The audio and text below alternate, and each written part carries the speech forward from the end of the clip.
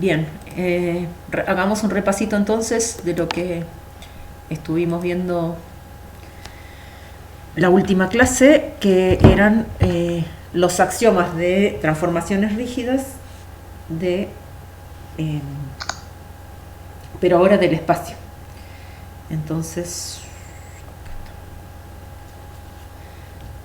lo que habíamos visto que son muy similares a los que ya vimos en el plano y que eh, agregan algunas cuestiones que tienen que ver sí o sí con, con que estamos agregando una tercera dimensión, ¿no? En cuanto también antes teníamos el plano que era el conjunto universal y ahora tenemos planos que son subconjuntos del universal, que es el espacio. Entonces hay que captar esas cuestiones en los axiomas de rigidez o congruencia, pero tratando de que los axiomas del plano que ya vimos se mantengan como consecuencia de estos que estamos poniendo ahora. Entonces tampoco vamos a hacer nada muy raro al poner los axiomas. Tenemos el primer axioma de rigidez, que nos habla de que las transformaciones rígidas son aplicaciones biyectivas del espacio en sí mismo, ¿sí? Así que una transformación va a ser una función de n y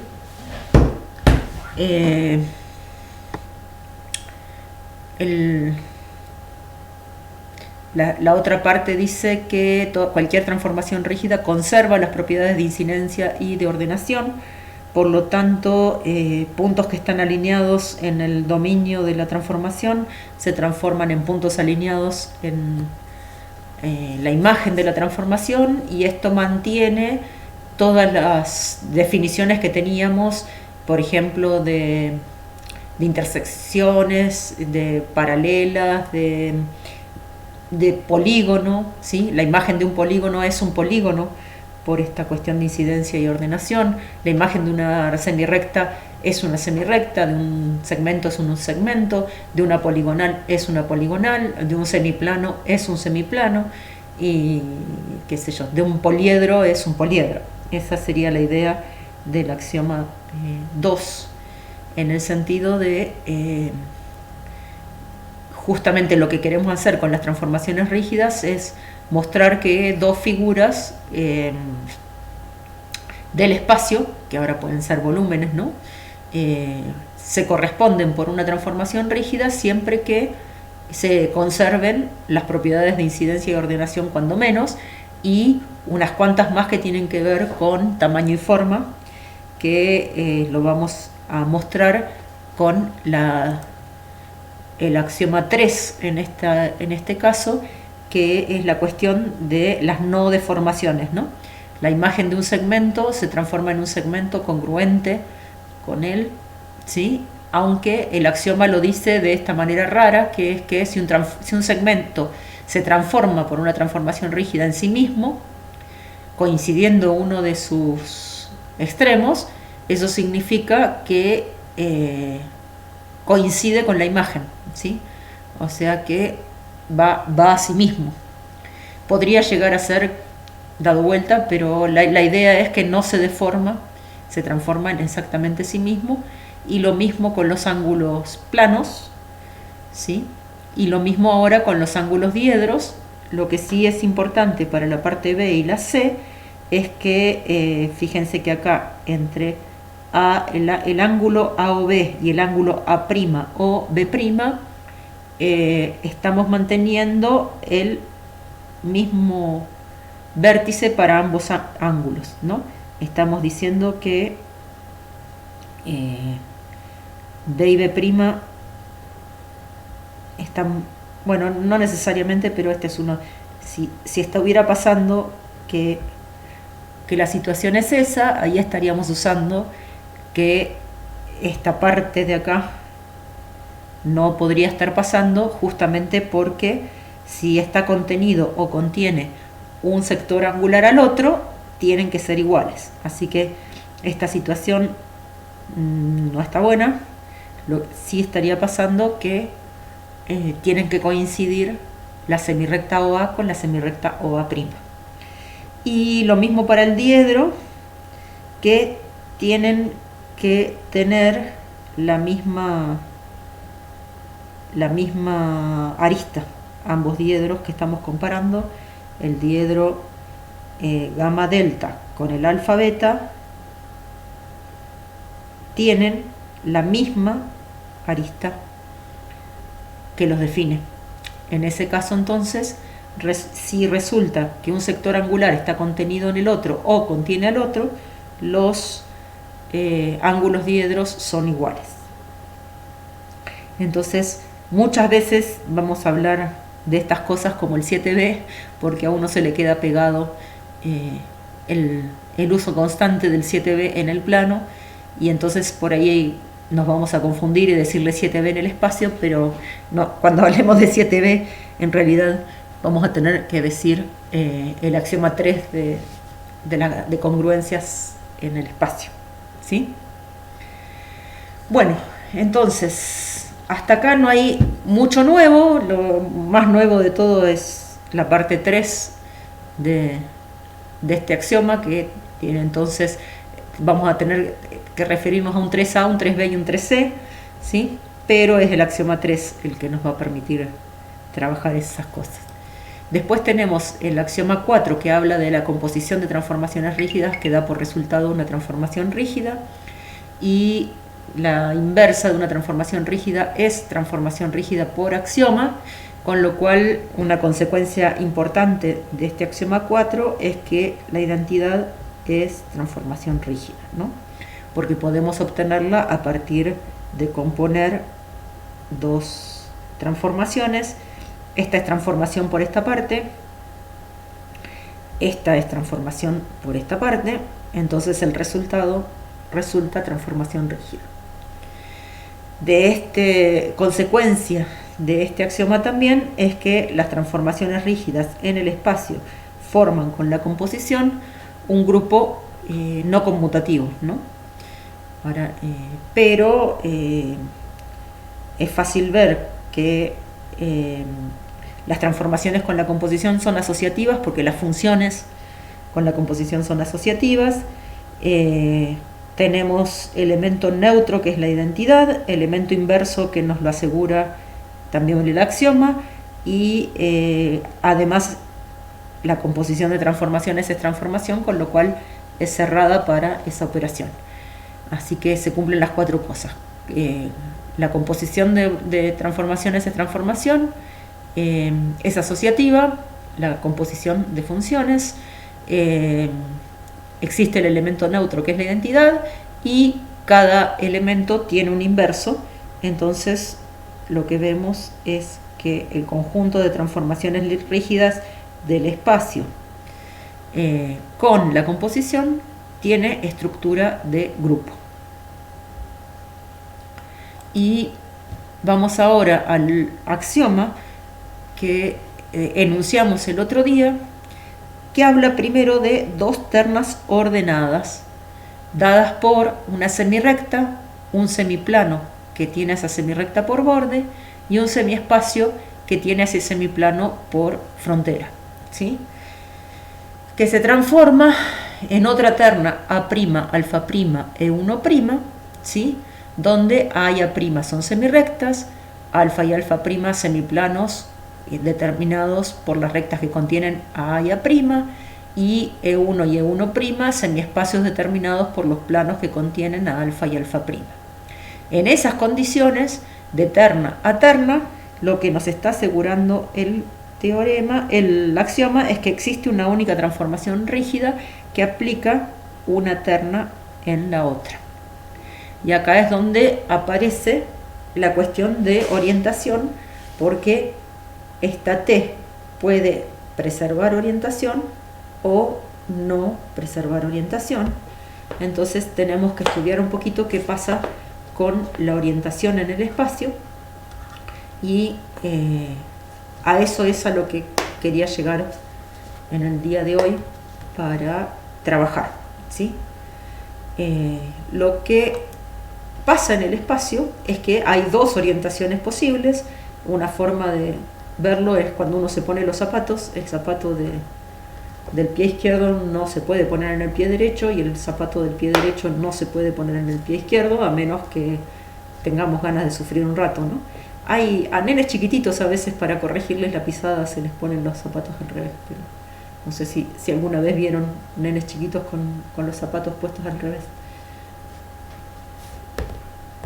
Pero bueno, es la mejor ilustración que se me ocurre para ver que hay dos orientaciones posibles en el espacio y bueno, tratar de convertir una zapatilla en la otra no es posible mediante un movimiento físico, ¿sí? Sí podríamos pensar en poner un espejo y la imagen estaría con la otra orientación, pero no puedo agarrar la zapatilla de la imagen. O sea, si me falta la zapatilla derecha, no puedo hacer nada, ni siquiera poniendo un espejo, teniendo la zapatilla izquierda y nada más. Pero ¿cómo es esta cuestión de las orientaciones en el espacio? Ustedes ya estudiaron un poco, por ejemplo, cómo se ponen los ejes cartesianos en 3 dimensiones, ¿no? Yo más adelante puse acá el dibujito porque tiene que ver con la orientación del ángulo poliédrico, pero en realidad la orientación que se usa es esta, ¿no? Que a veces esta de acá. Esta es la que se constituye como orientación positiva, con el X mirando para adelante, Z para arriba e Y creciendo de izquierda a derecha. Entonces a esta, por convención, se le asigna la orientación positiva. Si cambiamos de lugar X con Y, como está en el primer dibujo, ¿sí? Estaríamos recorriendo desde X hacia Y en el sentido en que está dibujada la flechita que está acá, ¿sí? Y en cambio en este, si recorremos desde X hacia Y, nos queda, miramos a Z en esa posición, y este es lo que se conviene en llamar, por convención, lo vamos a llamar la orientación positiva, y a esta la orientación negativa. Podemos ver que podemos pasar de una a la otra poniendo un espejo, por ejemplo, en la bisectriz acá del ángulo diedro que forma Z con Y y Z con X. Podemos poner ahí un plano bisector que me refleje el X con el Y y obtenemos la otra orientación. Pero siempre que ponemos una simetría plana estamos cambiando la orientación, y eso es una forma de ver que estos dos sistemas de coordenadas no están orientados de la misma manera, ¿sí? Sin embargo, son coordinables en el sentido ese de que puedo pasar de uno al otro, pero hay un cambio de orientación entre ellos. Bien, nuevamente, como pasaba en el plano,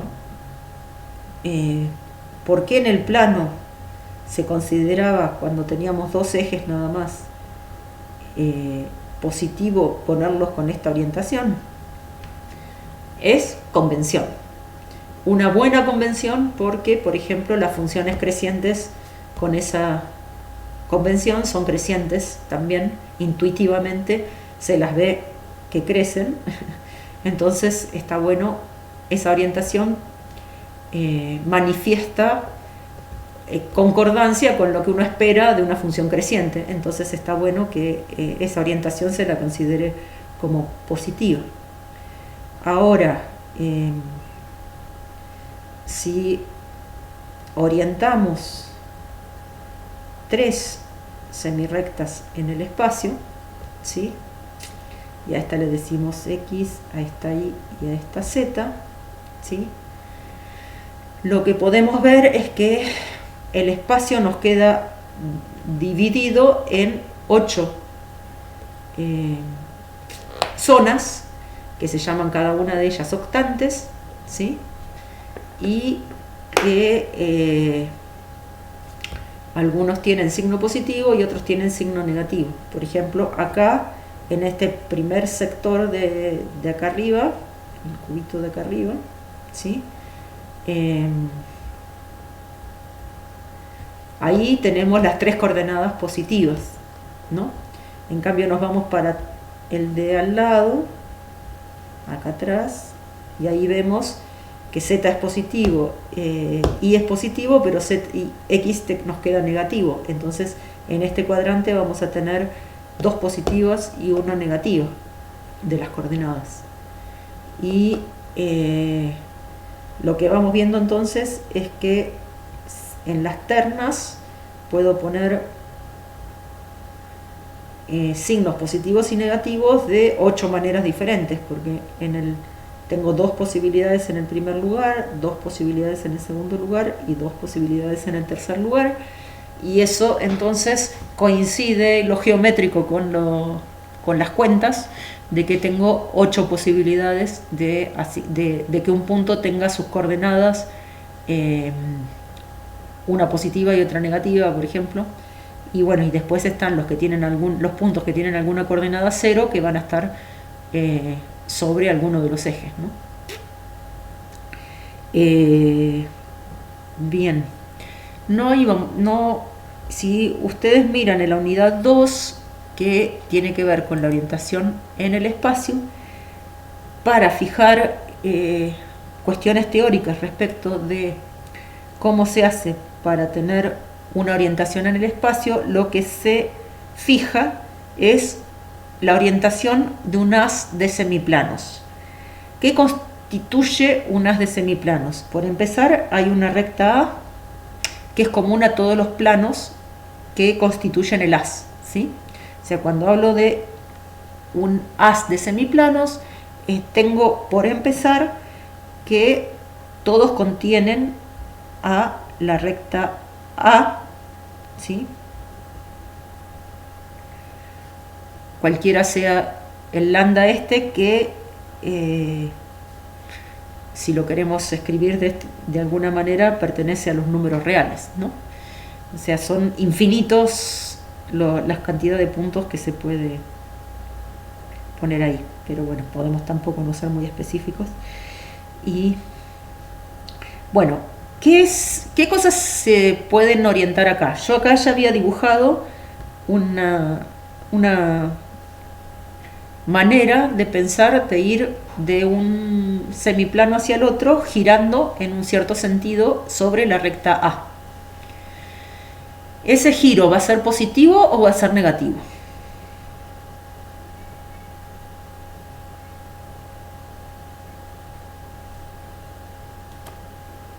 ¿Qué opinan?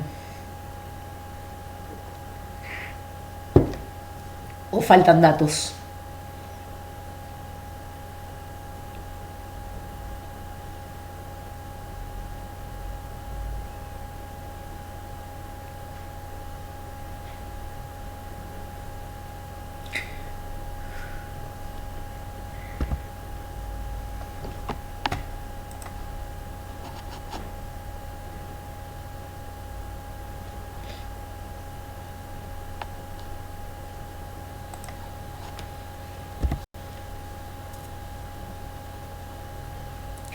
Bueno, para orientar el semiplano ya quedamos en que la recta A es importante, que está contenida en todos los planos, ¿sí?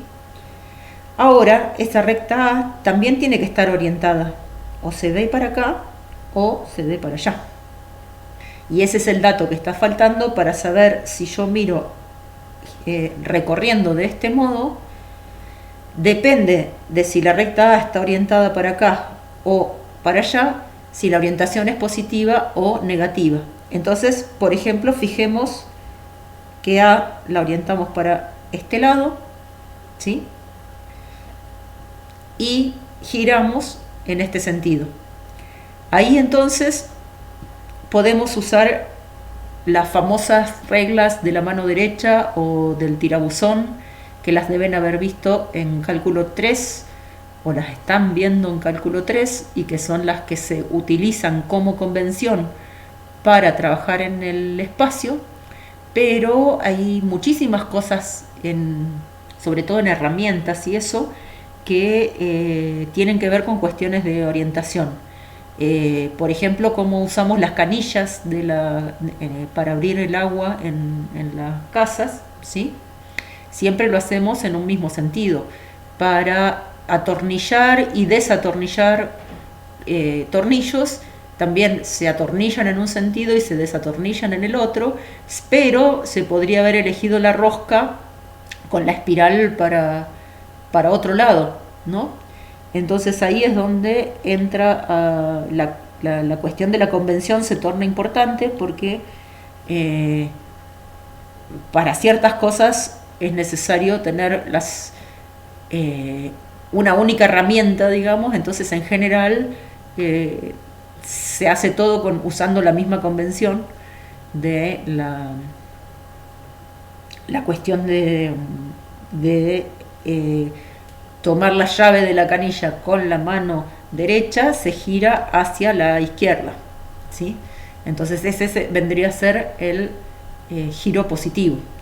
En general, fíjense, lo que se dibujaría es el tirabuzón famoso, ¿sí? Si yo lo apunto para arriba, ahí estoy teniendo una orientación positiva, porque estoy diciendo que voy para allá y que recorro para allá. Entonces, si uno le pone 3 vectores acá y los llama X, Y, Z, ¿sí? Lo que se hace es usar lo que también se usa cuando uno hace producto vectorial, ¿sí? Que se utiliza la mano derecha para cerrar el producto vectorial desde el primer vector hacia el segundo, y el dedo pulgar me queda apuntando hacia el resultado del producto vectorial. ¿Se acuerdan? Cuando hacían U por B, lo que se hace es ir desde U hacia B, ¿sí? Con la mano derecha. Y entonces en este caso el pulgar queda para arriba. Ese es el que se conoce como positivo. ¿Está bien? Acá los 3 dibujos que yo hice con los vectores U y B, con los ejes cartesianos X y Z y con el tirabuzón que mira para arriba, estoy ejemplificando todos de sentido positivo. Y el que dibujé sobre el dibujo, entonces, al darle a esta orientación, también estoy yendo en sentido positivo cuando tomo todos estos... cuando digo que A mira para allá y que los planos los voy a recorrer en este sentido, estoy eligiendo la orientación que por convención se llama positiva, ¿sí?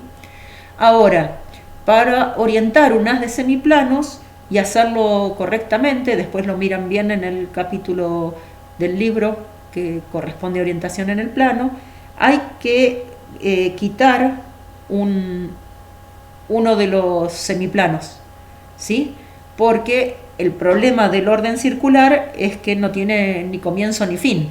Entonces se quita un punto y a partir de ahí se mira todo lo demás.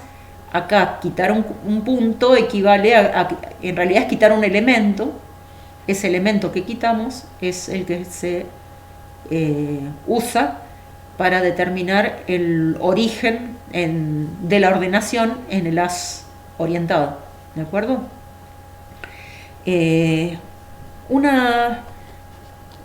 Por ejemplo, si ustedes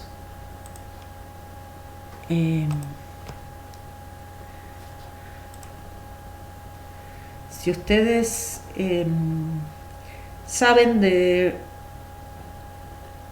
la numeración que se le da a un dado, ¿conocen cómo se hace? Si de este lado pongo el puntito que va en la cara opuesta,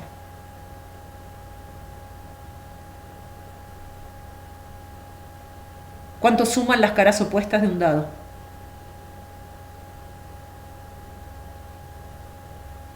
También es una convención, pero en vez de poner cualquier cosa en cualquier lado, lo que se hace con los dados que se juega en la mayoría de los juegos, se usa que siempre sumen 7 las caras opuestas, ¿no? Entonces, si el dado lo desarrollamos, ¿sí? Y acá puse el 1, acá van a ir el 6, porque son las caras que están opuestas, ¿no? Y acá puedo elegir poner el 3 o el 4, por ejemplo, o el 2, o el 5. Pero una vez que puse esta acá, esta ya me queda fija, ¿no? Porque esa es la opuesta. El 4 va ahí. ¿De acuerdo? Sí. Así que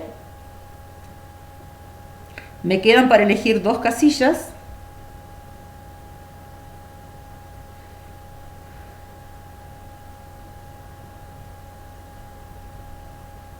Voy a reproducir acá. Este tiene 1, este tenía 6. Acá puse 4. Acá puse 3. Y acá puedo elegir poner el 2 o poner el 5.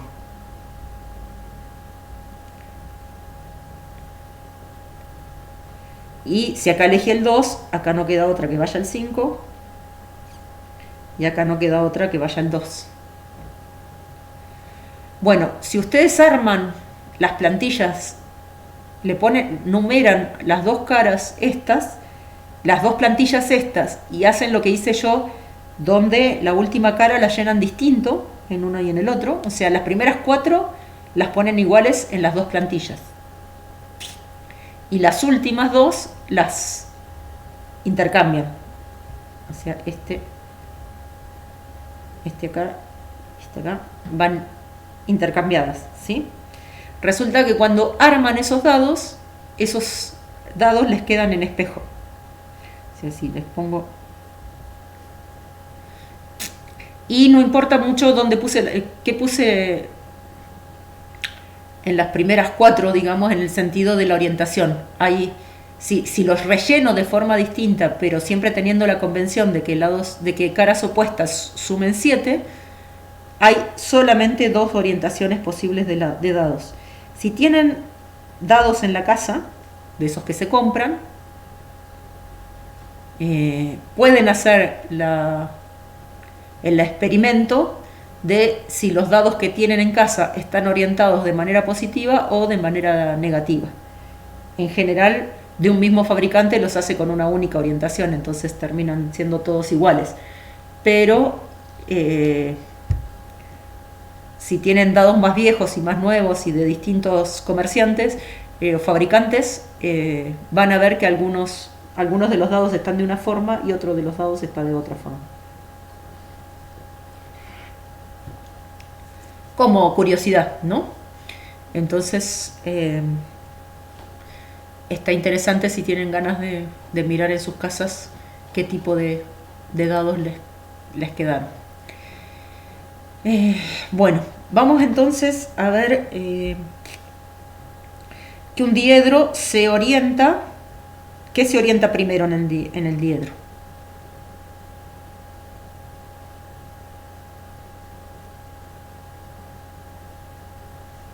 ¿A quién hay que darle orientación primero?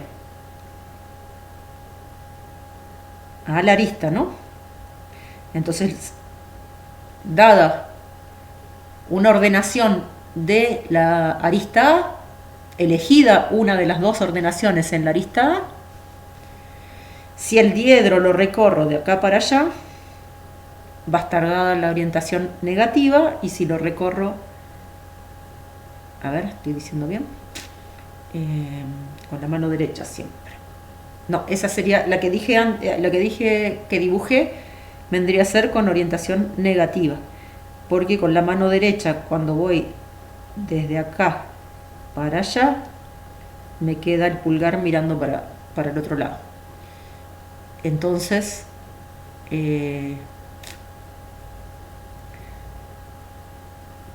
para, como me queda contrario a cómo está ordenada la recta A, entonces la orientación esa es negativa, la que dibujé. Un ángulo poliédrico se ordena ordenando las caras del ángulo poliédrico, ¿sí? ¿Y cómo se ordenan las caras de un ángulo poliédrico? Acá ya tenemos que esa semirrecta la estamos ordenando para allá, esta la ordenamos para acá, ¿sí? Y acá, ¿qué pasa en esta cara? Que es el plano ZI. Como la que recién ordenamos, le pusimos las flechitas, era el plano XY, ¿sí? Para ordenar el plano ZI, lo que se hace es poner contrario a como estaba, o sea, sobre el eje Y, pero en el otro plano, la flechita que pongo va para el otro lado, ¿sí? Y entonces acá me va a quedar sobre el plano rojo la flechita verde mirando para allá, la flechita verde de Z mirando para arriba, pero sobre el eje Y me quedó en el plano celeste el vector mirando para un lado y en el plano rojo el vector verde que mira para el otro, enfrentados, ¿de acuerdo?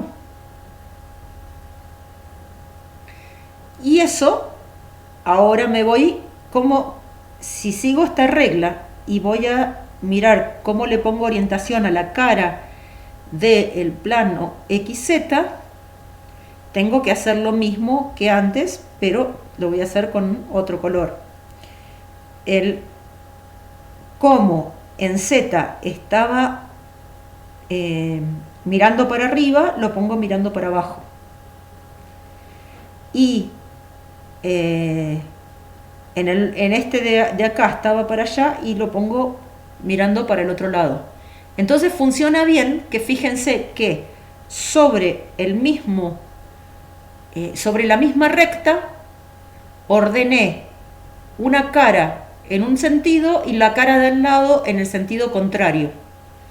Eso hace, ahora voy a pasar en limpio los ejes acá para que entiendan algo, porque no sé si se entiende mucho, pero fíjense, esta cara quedó recorriéndola en este sentido, ¿no? O sea, yo iba de acá para allá recorriendo así, girando de izquierda a derecha, ¿sí? Como acá lo puse al revés, pero si miro el giro, también voy de izquierda a derecha en ese plano.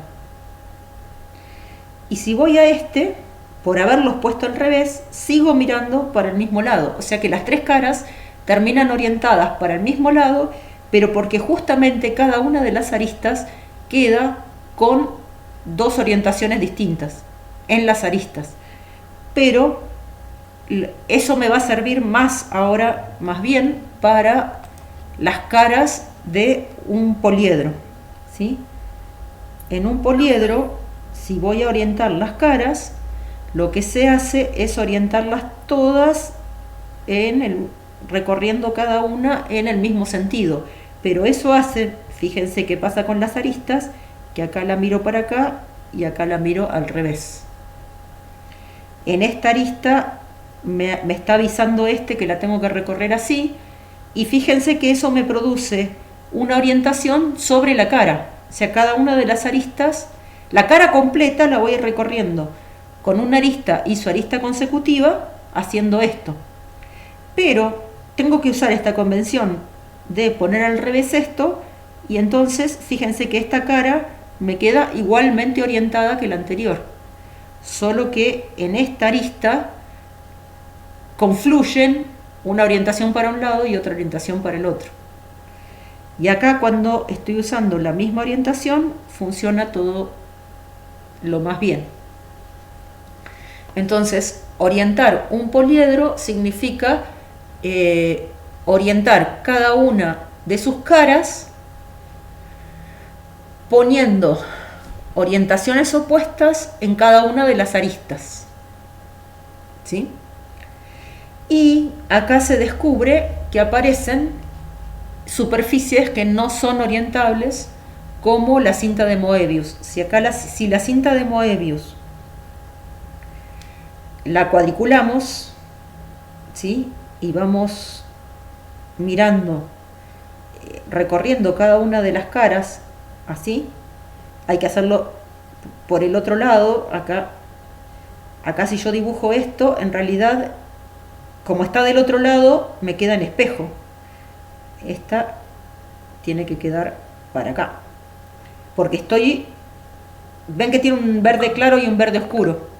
Estoy orientando del lado verde oscuro. Entonces, si sigo mirando, el problema es que cuando llego a esta, y si seguí con la misma convención, me quedo mirando para el otro lado. Y esto me muestra entonces que es una superficie no orientable. ¿Cómo se crea la cinta de Moebius? A partir de un rectángulo que se le podría dar como orientación que cada una de las aristas la recorro de esta manera, pero cuando voy a pegar este extremo con este extremo, en lugar de pegarlos derechito, que sería obtener un cilindro, ¿no? Si lo pego derechito me va a quedar algo así. Las pego dando vuelta a estas dos cosas. Entonces fíjense que esta arista con esta quedarían mirando para el mismo lado, porque las pego giradas.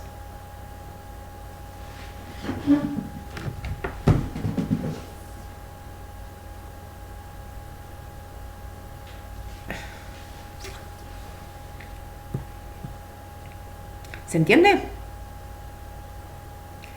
¿Googlearon algo acerca de la cinta de Moebius?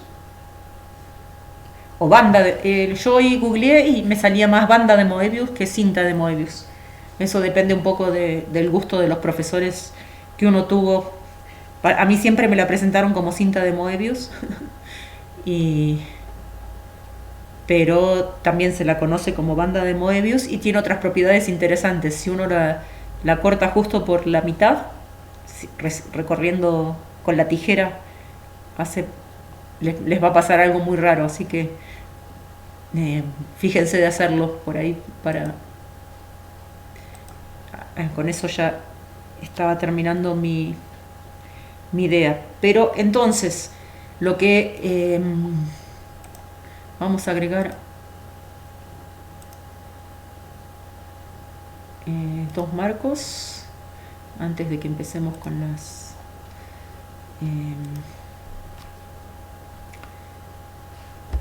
porque bueno, lo que estamos viendo entonces es que el espacio tiene dos orientaciones posibles y esas orientaciones se manifiestan en un haz ordenado de semiplanos, o en una terna de semirrectas, o en una terna semirrecta, semiplano, semiespacio.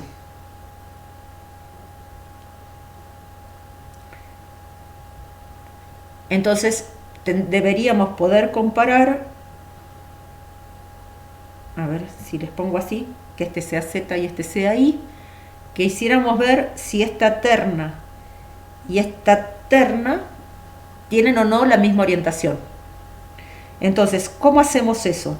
Podemos comparar ternas que se manifiesten de la misma manera, ¿no? Entonces, acá elegimos X como compañera o correspondiente con A, ¿sí? Después elijo el plano XY como el que se corresponde con alfa, ¿sí? Y entonces, esta semirrecta A está orientada para un lado, acá X estaba orientado para... la semirrecta X me estaba diciendo que está orientada para este lado, y acá me estaba olvidando de decir que mi semirrecta la miro para allá. Entonces, alfa quedó a la derecha de la semirrecta A,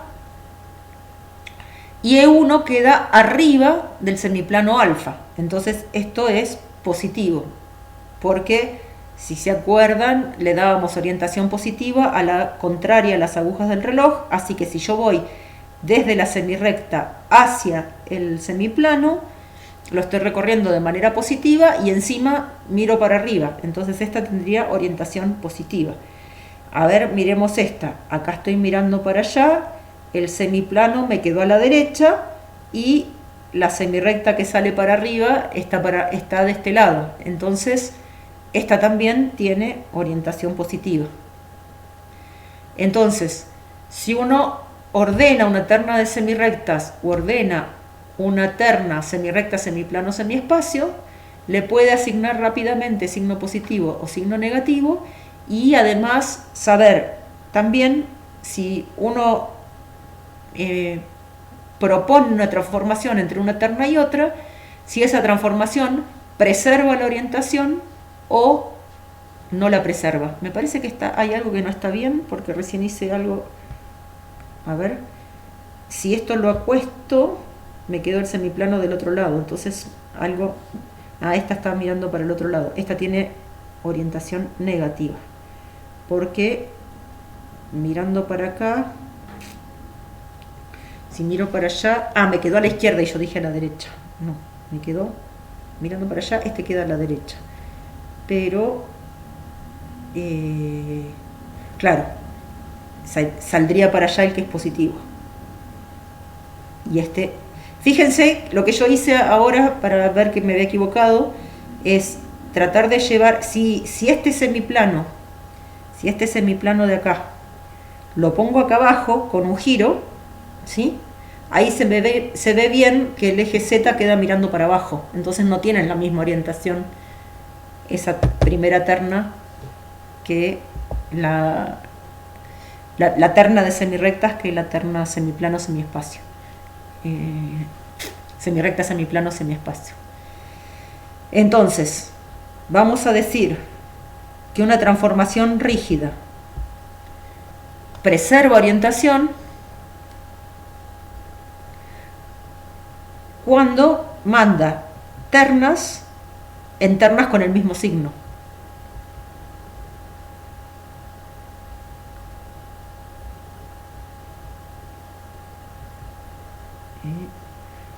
Medio feo me salió el 1 ese. E1', ¿sí? T preserva orientación si salimos de signo negativo y llegamos a signo negativo, positivo o al revés, que es lo que dije. De negativo a negativo, de positivo a positivo. Ahí está Marce que quiere entrar y no la veo.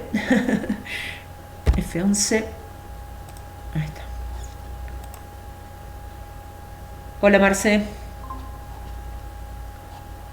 Yo estaba... Justo estamos hablando con respecto a la orientación